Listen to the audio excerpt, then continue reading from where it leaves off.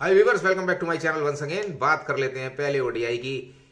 गुवाहाटी में भारत ने कंप्रेहेंसिवली 67 रनों से श्रीलंका को हरा दिया। 373 रन के विशाल स्कोर के आगे श्रीलंका ने 306 रन बनाए 8 विकेट पर और 1-0 से भारत ने बढ़त ले ली। वनडे के श्रीलंका के पॉइंट ऑफ व्यू से इंपॉर्टेंट मैच था क्योंकि उनको क्वालिफाई करना है ओडीआई वर्ल्ड कप 2023 50 ओवर्स के लिए।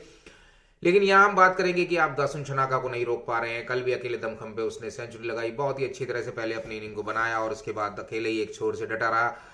आप उसको बड़ा ही लाइटली मेरे हिसाब से ले रहे हैं और आपने उसको जमने दिया कल भी। और जब आपको 6-7 विकेट मिल गए और एक जीत सुनिश्चित हो गई तो उसके आउट करने की तरफ ध्यान नहीं दिया। उसने बड़ी अच्छी तरह से एक प्लानिंग की जो शायद भारतीय टीम समझ नहीं सकी। उसने पहले देख लिया था कि मैच हम हार गए हैं, तो उसने बड़े आराम से प्रैक्टिस की, पहले भारतीय बॉलरों को छकाया और उसके बाद अपनी इनिंग को बनाया और एक सेंचुरी बना दी। और आपको ये नहीं पता कि अब आपने सीरीज के लिए दिक्कत कर ली है, क्योंकि T20 में भी उसने खासा परेशान किया था और अब आपने उसको वनडे में भी एक एज दे दिया है। तो अब आपको सीरीज में संभल के रहना पड़ेगा, क्योंकि श्रीलंका तो एक जिसे कहते हैं भूखे शेर की तरह टूटेगा, क्योंकि श्रीलंका को क्वालिफाई करना है 2023 के वर्ल्ड कप के लिए, जो उन्होंने अभी तक नहीं किया है। और इसके लिए उन्हें ये 2 मैच जीतने बहुत जरूरी हैं, क्योंकि पहला मैच वो हार गए हैं। तो आपको ध्यान रखना पड़ेगा।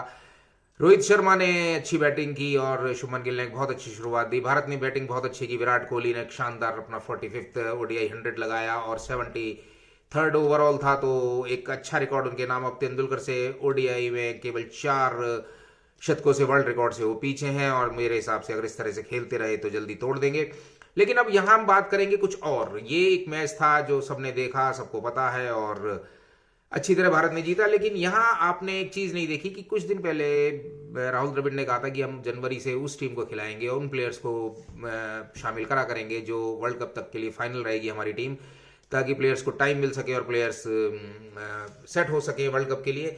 लेकिन ये आप क्या कर रहे हैं, एक प्लेयर ने 210 रन बनाए और आपने उसको अगले मैच पे बाहर बैठा दिया बिना किसी कारण के। कोई घायल नहीं, कोई चोट नहीं, कोई मजबूरी नहीं। तो मैं कह सकता हूं it happens only in India कि एक 210 रन बनाने वाले प्लेयर को आप बाहर बैठा रहे हैं। तो ये आपकी क्या रणनीति है, मुझे समझ नहीं आ रहा वर्ल्ड कप के लिए। कि उसको अब आपके पास बहुत ज्यादा ओडीआई नहीं है वर्ल्ड कप तक, तो आप उसको किस तरह से देख रहे हैं। ईशान किशन को आपने ईशान किशन को बाहर बैठाकर एक क्या आपने हासिल कर लिया उसको बाहर। अब आपको टीम तो इसी ठीक है, आपके पास प्लेयर्स अच्छे हैं, कंपटीशन है, लेकिन आपको ऐसे प्लेयर्स को बाहर बैठाना समझ नहीं आता। और T20 में आई शतक लगाने वाले शानदार तीसरे में सूर्य कुमार यादव को भी आपने बाहर बैठा दिया। आप किस तरह से की टीम सेलेक्ट कर रहे हैं, क्या कर रहे हैं, ये समझ नहीं आ रहा।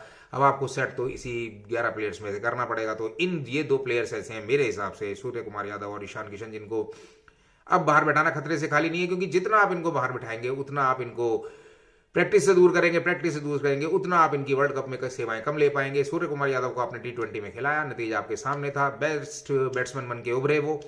तो यहाँ आपको इन दोनों को खिलाना पड़ेगा। कुलदीप यादव को भी कल नहीं खिलाया गया, चलिए वो युजवेंद्र चहल थे तो अब शायद कुलदीप यादव को तो सेकंड में मैच में चांस मिल जाएगा। अब रोटेशन पॉलिसी के तहत अगर आप देख रहे हैं आपने इनका चयन नहीं किया, तो इन्हीं प्लेयर्स को 2 को क्यों निकाल रहे हैं जो इतना अच्छा खेल रहे हैं और जिनको इंटरनेशनल क्रिकेट में खेलते रहने की और खिलाते रहने की लगातार जरूरत है।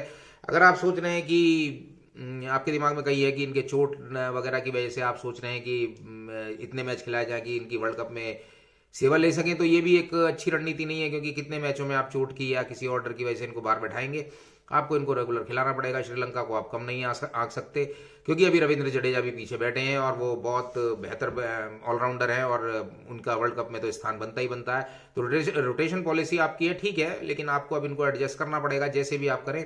तो मेरे ख्याल में कल ईशान किशन की जगह बनती थी, तो चाहे आप उसको 1 डाउन खिलाते चाहे जैसे भी खिलाते। तो और सूर्य कुमार यादव को भी, क्योंकि मैंने देखा कंपैरेटिवली ओडीआई उन्होंने कम खेले हैं T20 के मुकाबले, तो आपको खिलाना पड़ेगा। क्योंकि वर्ल्ड कप में T20 वर्ल्ड कप में हमने देखा लगातार खिलाया आपने उनको फास्टेस्ट फॉर्मेट में, तो क्या करके उन्होंने दिखाया, तो आपको खिलाना पड़ेगा। तो दोस्तों इन सब बातों के साथ अब कल दूसरे ओडीआई के खत्म होने के बाद जुड़ेंगे, देखेंगे सीरीज 1-1 से पॉइज्ड है या भारत जीत गया है सीरीज को। और उसके बाद क्या कल टीम रहती है, ये भी एक सोचने वाला विषय है। क्योंकि मेरे हिसाब से कल ईशान किशन तो वापसी करेंगे। सूर्य कुमार यादव का अभी मुझे समझ आ नहीं रहा है, क्योंकि केएल राहुल ने भी कल बैटिंग ठीक ठाक कर दी है और अच्छा उनका सिलेक्शन रेगुलर होता रहा है। खराब परफॉर्मेंस पे भी तो देखते हैं कि कल टीम क्या बनती है।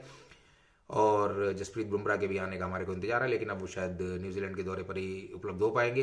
तो इन सब बातों के साथ दोस्तों आज के लिए इतना ही। मेरे वीडियो को हमेशा की तरह लाइक करें, कमेंट करें, शेयर करें, सब्सक्राइब करें, बेल आइकन के बटन को प्रेस करने के साथ आप सबकी रात्रि शुभ हो, आपका दिन शुभ हो। बहुत बहुत नमस्कार।